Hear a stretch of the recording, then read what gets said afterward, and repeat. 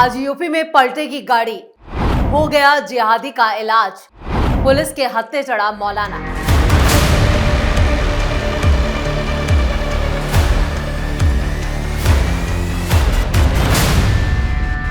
नमस्कार, आप देख रहे हैं कैपिटल टीवी का खास शो दो टूक। मैं हूं परवीन शेख। आज फिर यूपी में गाड़ी पलटने की चर्चा जोरों पर है। कट्टरपंथी मौलाना का इलाज अब एनकाउंटर से ही होने वाला है। यूपी में गाड़ी पलटने की सबसे ज्यादा चर्चा 10 जुलाई 2020 के बाद हुई थी, जो गैंगस्टर विकास दुबे के एनकाउंटर से जुड़ी है। अब एक बार फिर एक मौलाना इसी तरह 72 हुरों के पास पहुंचने वाला है। सीएम योगी आदित्यनाथ की मां पर अभद्र टिप्पणी को लेकर मौलाना सलीम की टेंशन बढ़ गई है। मौलाना सलीम के खिलाफ यूपी के 84 थानों में एफआईआर दर्ज हुई है। पूरे यूपी में मौलाना सलीम के बयान के खिलाफ आक्रोश है। लखनऊ, अलीगढ़, बलरामपुर समेत कई शहरों में विरोध प्रदर्शन हो रहे हैं। आरोपी मौलाना की जल्द से जल्द गिरफ्तारी की मांग की जा रही है और कभी भी वो पुलिस के हत्थे चढ़ सकता है। हिंदू संगठनों की तरफ से कल पुतला दहन भी किया गया। आरोपी मौलाना की जल्द गिरफ्तारी की मांग की जा रही है। उत्तर प्रदेश के मुख्यमंत्री योगी आदित्यनाथ की मां को गाली देने वाले मौलाना अब्दुल सलीम की मुश्किलें लगातार बढ़ रही हैं। मौलाना अब्दुल सलीम के खिलाफ यूपी का हिंदू समाज सड़कों पर उतर चुका है। यूपी में शहर शहर में प्रदर्शन हो रहे हैं। मौलाना के खिलाफ एक दो नहीं बल्कि 84 शिकायतें दर्ज की गई हैं। यूपी के लोग गुस्से में हैं। ऐसे में माना जा रहा है कि यूपी पुलिस के हत्थे मौलाना का चढ़ना तय है। उसकी गिरफ्तारी और गाड़ी पलटने की बात अभी से सोशल मीडिया पर तेजी से वायरल है। करनी सेना का सड़कों पर उग्र प्रदर्शन।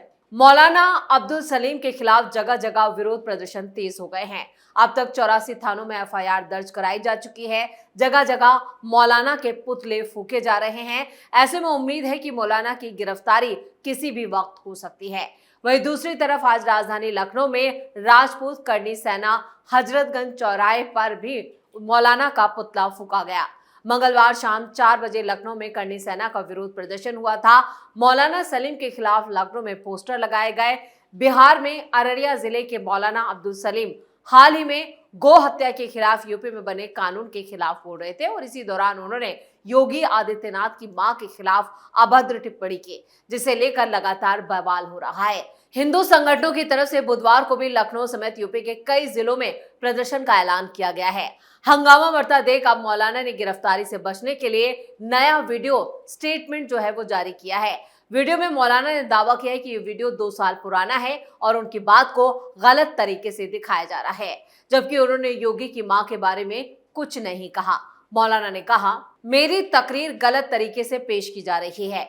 वो वीडियो रमजान के महीने का नहीं बल्कि 4 मई 2024 का है, यानी अब से तकरीबन 1.25 साल पुराना वीडियो है। और दूसरी बात ये कि उसमें जो बात पेश की गई है उसको आधा पेश किया गया है और आधी बात छिपा कर रखी गई है। माता को उर्दू में हमने इस्तेमाल किया है। अम्मा, मैं वेदों का अध्ययन भी करता हूँ, गीता वगैरह, इन सब पर हमारी स्पीच भी होती है। मैंने कभी भी आपके किसी अकीदे को गलत तरीके से पेश नहीं किया। मैं सम्मान करता हूँ आपके अकीदे का, आपके कॉन्सेप्ट का। अब मौलाना सलीम को अभी से गाड़ी पलटने और एनकाउंटर में मारे जाने का डर सताने लगा है, इसलिए अब वो इस तरह की बयानबाजी कर रहे हैं। 2 जुलाई 2020 को भी यूपी में गाड़ी पलटी थी। उस दिन आज तक गाड़ी पलटने की अपराधियों के खात्मे से जोड़कर उसे देखा जाता है। 2 जुलाई 2020 की उस काली रात से गाड़ी पलटने की कहानी यूपी में शुरू हुई थी, जिसने उत्तर प्रदेश की कानून व्यवस्था को झकझोर कर रख दिया था। कानपुर के बिकरू कांड से लेकर विकास दुबे के एनकाउंटर तक का सफर किसी फिल्मी कहानी जैसा ही है, जिसे गाड़ी पलटने के तंज से भारतीय राजनीति और अपराध जगत में अमर कर दिया। बिकरू कांड वो खूनी रात जिसमें विकास दुबे कानपुर के चौबेपुर इलाके के बिकरू गांव का एक खूंखार अपराधी था, जिस पर दर्जनों लोगों की जान लेने और लूट के मामले दर्ज थे।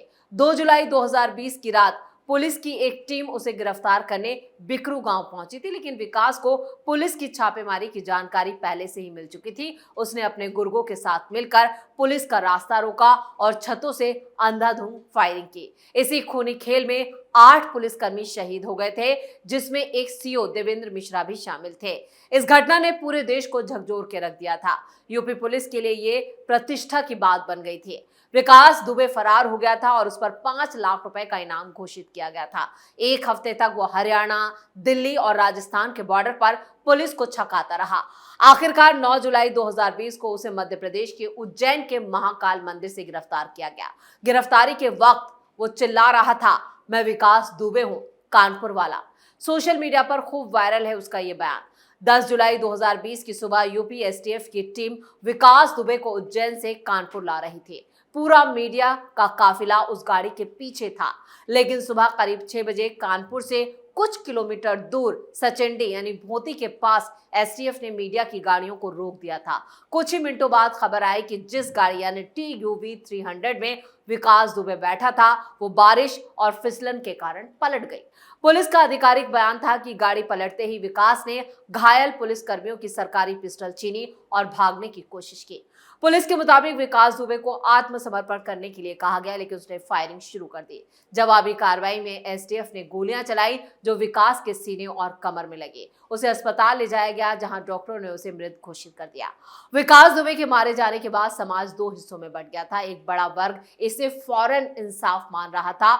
लोगों का कहना था कि जिसने 8 पुलिस वालों की बेरहमी से हत्या की उसका अंत यही होना चाहिए था, ताकि अदालती कार्रवाई में सालों साल ना बीत जाए। मानवाधिकार कार्यकर्ताओं और विपक्षी दलों ने इसे फेक एनकाउंटर करार दिया। सवाल उठाया गया कि गाड़ी पलटने से पहले मीडिया को क्यों रोका गया? क्या विकास दुबे उन रसूखदार नेताओं और अफसरों के नाम उजागर करने वाला था जो उसे संरक्षण देते थे? इस घटना के बाद से यूपी में गाड़ी पलटना कानून के प्रति खौफ पैदा करने वाला एक मुहावरा बन चुका है।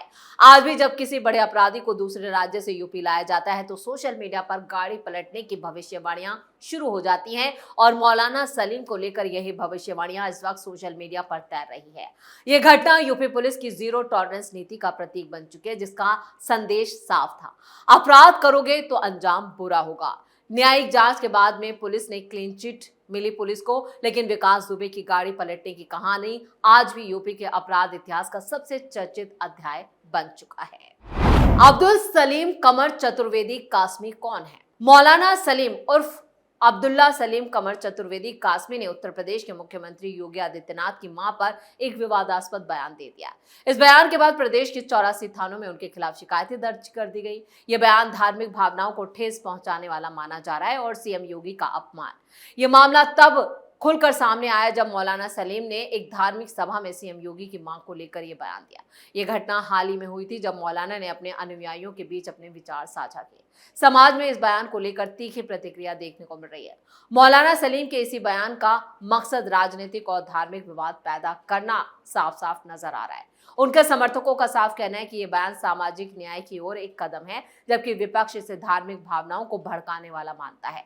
इस बयान के बाद योगी आदित्यनाथ की पार्टी बीजेपी ने कड़ी प्रतिक्रिया दी है। पार्टी ने मौलाना के खिलाफ कानूनी कार्रवाई की मांग की है, जिस पर बीजेपी ने कहा है यह बयान न केवल असंवेदनशील है बल्कि समाज में कट्टरता को बढ़ावा देने वाला भी है।